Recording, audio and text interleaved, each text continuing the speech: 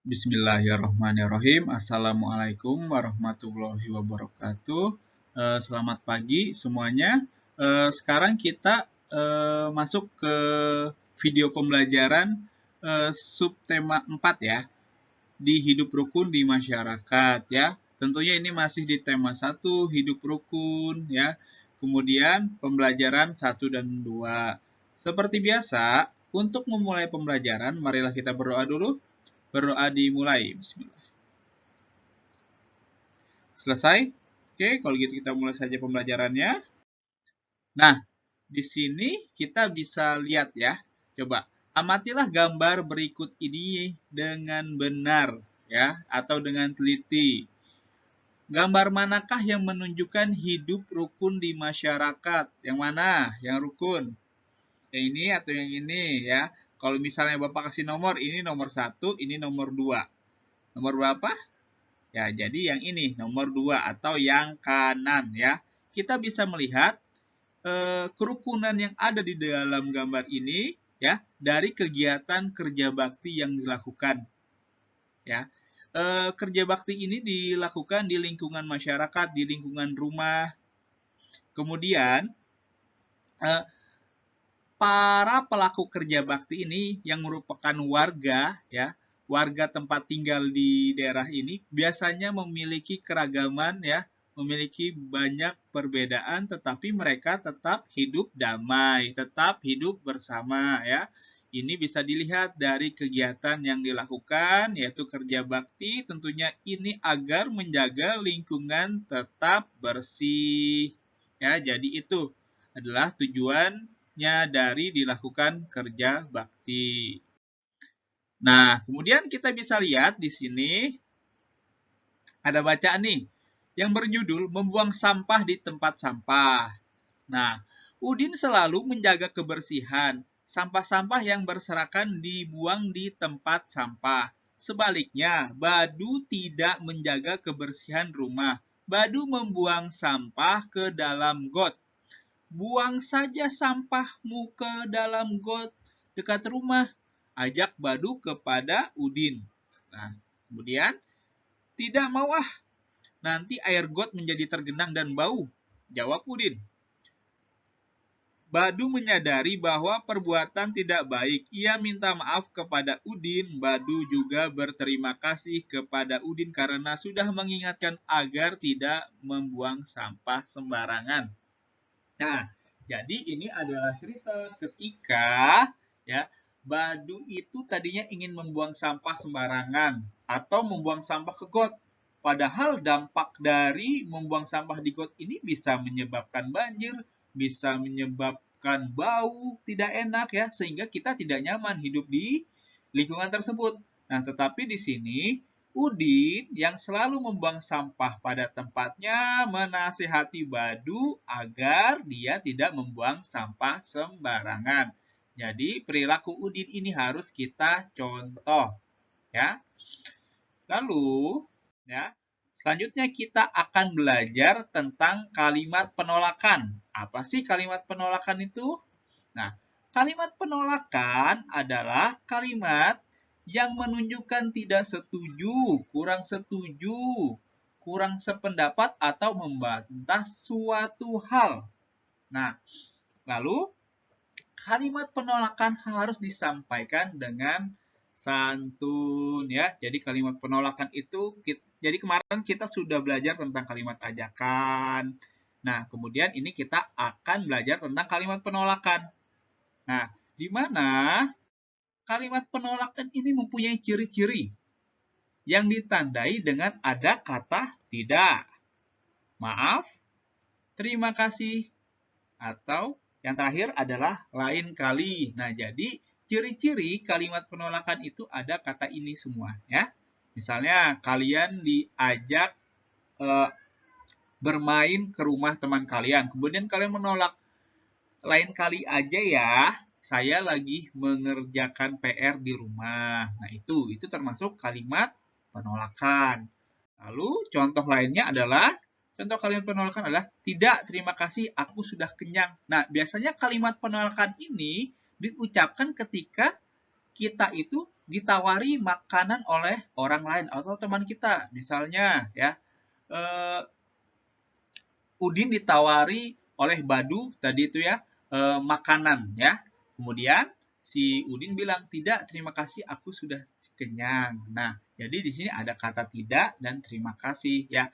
Ini adalah kalimat penolakan yang diucapkan dengan sopan, pakai tidak dan dilengkapi dengan kata terima kasih. Lalu selanjutnya, nah di sini kalau misalnya kalian ditawarin untuk kayak tadi ya, ayo kita bermain game ya.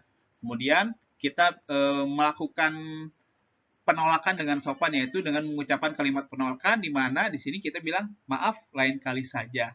Nah, di sini kata maaf merupakan kata atau ciri-ciri ya, maksudnya kita melakukan penolakannya itu dengan sopan ya. Ini kan ada lain kali saja, tetapi kita lengkapi dengan kata maaf.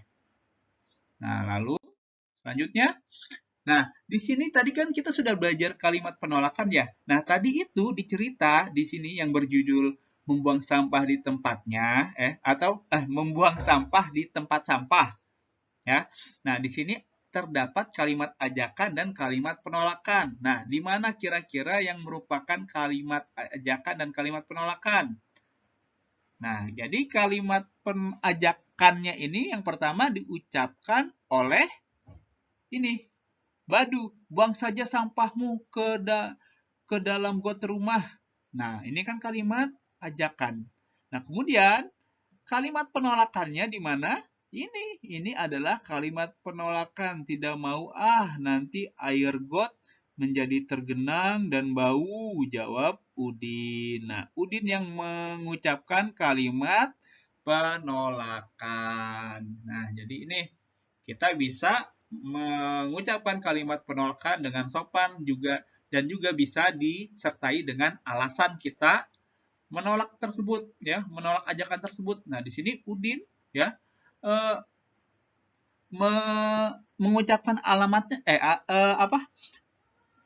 mengucapkan alasan. Alasannya itu jadi ini, nanti air got menjadi tergenang dan bau. Nah, ini adalah alasan yang diucapkan oleh Udin ya. Jadi ini adalah kalimat penolakan. Ya, sampai sini paham? Nah, kemudian di sini Udin menolak ajakan Badu membuang sampah ke got. Sebutkan penolakan Udin tersebut. Pernahkah kamu menolak ajakan temanmu? Nah, jadi kalimat penolakan Udin yang tadi itu apa? Tidak mau nanti air got menjadi tergenang dan bau. Nah, tentunya kalian di sini juga bisa mengucapkan kalimat penolakan ya. Tentunya kalian juga pasti pernah diajak teman kalian atau ditawari sesuatu tetapi kalian tidak mau atau tidak setuju. Nah, kalian pasti mengucapkan kalimat penolakan tanpa kalian sadari itu adalah kalimat penolakan.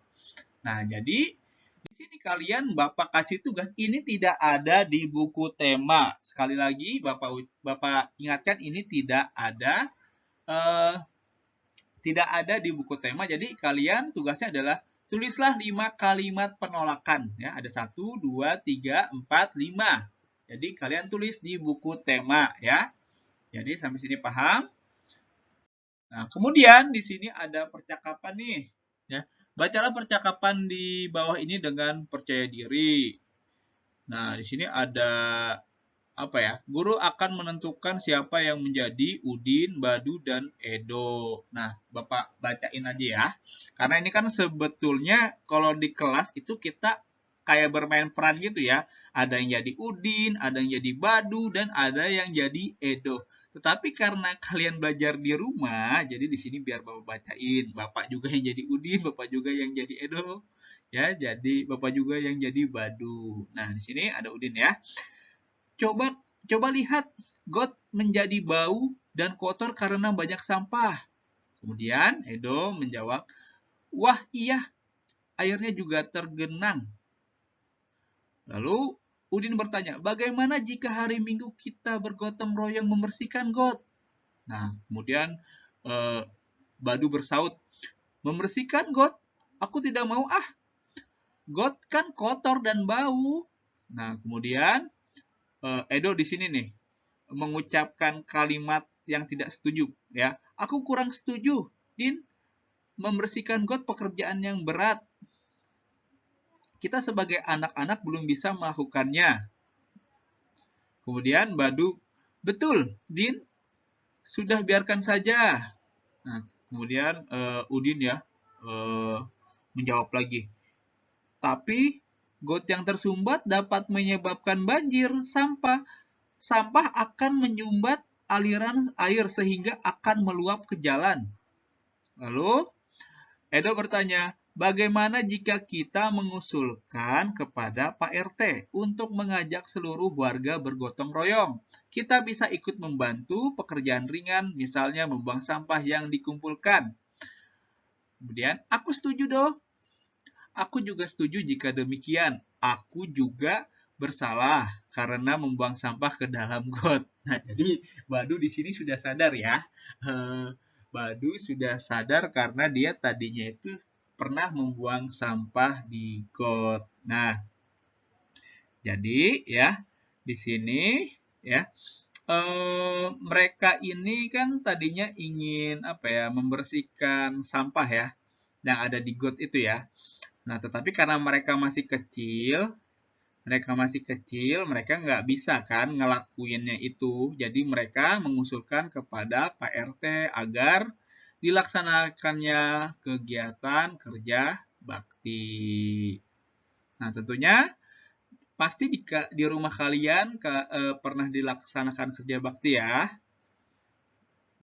Nah, kemudian lalu di tugas kedua halaman 150, jawablah pertanyaan-pertanyaan sesuai percakapan di atas. Percakapan yang tadi Bapak bacakan tadi itu ya, Edo, Udin, Badu ya.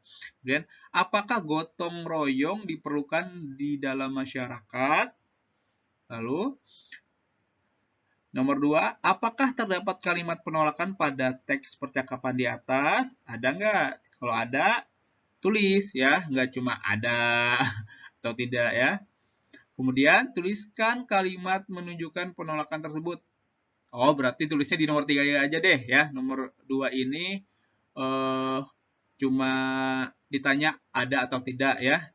Jadi nomor 3 ditulis. Kemudian nomor 4, tuliskan kalimat yang menunjukkan persetujuan. Nah, jadi jawaban ini ada di percakapan tadi, bacaan tadi ya. Oke, sampai sini paham ya.